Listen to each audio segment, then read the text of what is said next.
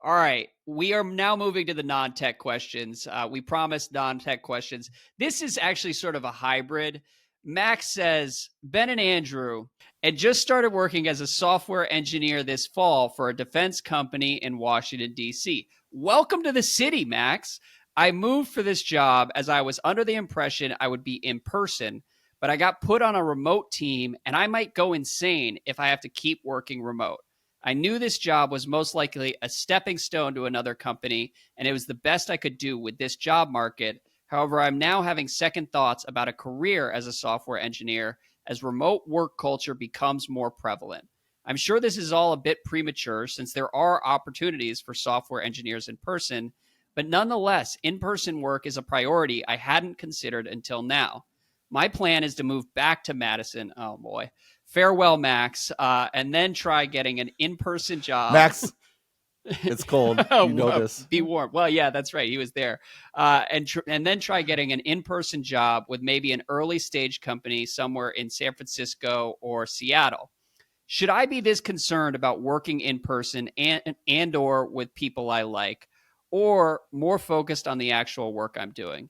And more broadly speaking, how do you see work culture shifting for new grads, and what might be some of the second and third order consequences we see? So the last question there is a pretty big one. I don't know if we're going to be able to wrap our arms around that at this point. But do you have any advice for Max in terms of his calculus going forward? The remote thing is I'm just the worst person to talk to because I've been remote for Mm-hmm. ages. I do obviously there's a lot of talk about this online and sort of back and forth. I do feel very bad for people like Max, new college grads in particular. It's super obvious why working remote's amazing when you're established in your career and you have a family and there's errands you have to Yeah. run.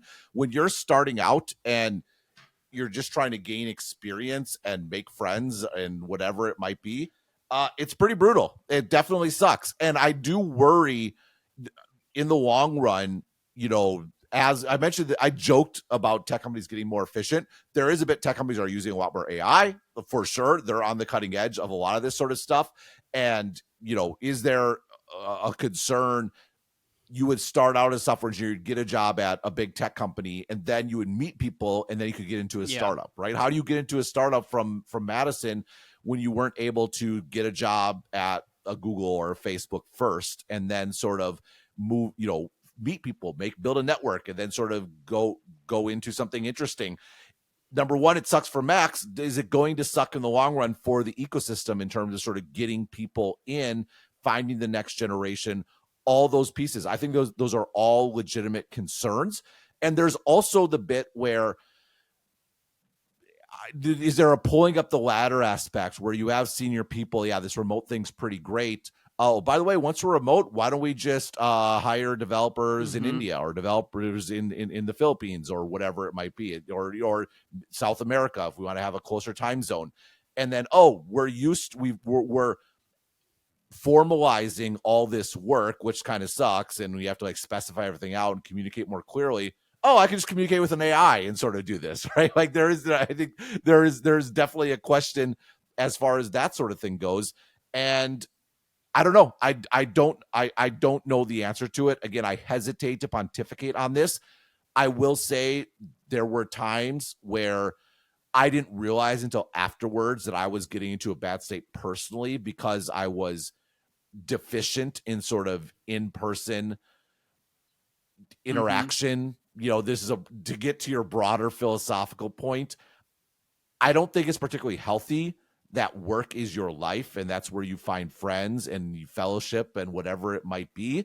It's also kind of just a reality of Yeah, it's how we our live. culture Definitely. in a lot of Absolutely. respects. Especially if you're Yeah. if you're in a And new city like Max moving to Washington D.C., probably doesn't know that many people here. Like normal people used to just meet at the office and go out for drinks, and that was like not an entire social life, but it was a big part of a social life. it was Yeah. something. Yeah, Yeah. I mean that's Yes. my takeaways. I don't know the software engineering market, but Max is not wrong for prioritizing in person work experience because for me, when I was writing, I benefited a ton from being around other writers in an office, being able to talk to editors, one-on-one, go get coffee. Like all of that is really useful and harder to do over email or over, I mean, it was GChat when I was writing. I don't know how people communicate now. Maybe Slack, probably Slack. But when I was a lawyer, I was trying to learn during COVID. And thank God I had another partner at my law firm who was the only other person at the firm who he's sort of served as a mentor to me anyways, but he was willing to come into the office, and you can just learn so much more sitting across a conference table than you do replying to an email chain or something like that. So you really do Yep. develop both hard and soft skills working alongside other humans in an office. But also, it was just, I mean, if I go back to COVID, like it was so much better for my mental health to get out of my own house and talk to humans, even if it's just like this one other partner and people at Starbucks and stuff like that. Interacting with the world is an important thing. And that's what I worry about most as remote culture comes to sort of predominate. But honestly, it seems like things are swinging the other way these days, and a lot of people are starting to Yeah, realize. vibe shift is everywhere. Yeah, I think just a bit about the next generation and training and helping people sort of, to the extent tacit knowledge matters, is the extent that in-person interaction matters. And I think there's a chance that companies or entities or industries end up shooting themselves in the foot to a certain respect because they're so worried about their short-term comfort and avoiding a commute. They end up sort of formalizing themselves out of a competitive position. It's like I could get this exact, like if I'm going to go to all the trouble to have to be mediated via Zoom calls and Slack messages, like why am I going to bother with, this is sort of, I guess, a nationalistic patriotic American take, but like that's not a great recipe for maintaining competitiveness. It's like, what, we can formalize the process, we can do all that sort of thing, we can move this manufacturing to another country where the labor costs are cheaper. And there's sort of widespread regret about that. We've been talking about that, and here we go, just creating the conditions to do it all over again. Or are we? Because it seems like a lot of people are saying, you know what, there are some things that we can't necessarily measure. Let's bring people back in office, bring them back kicking and screaming if we have to.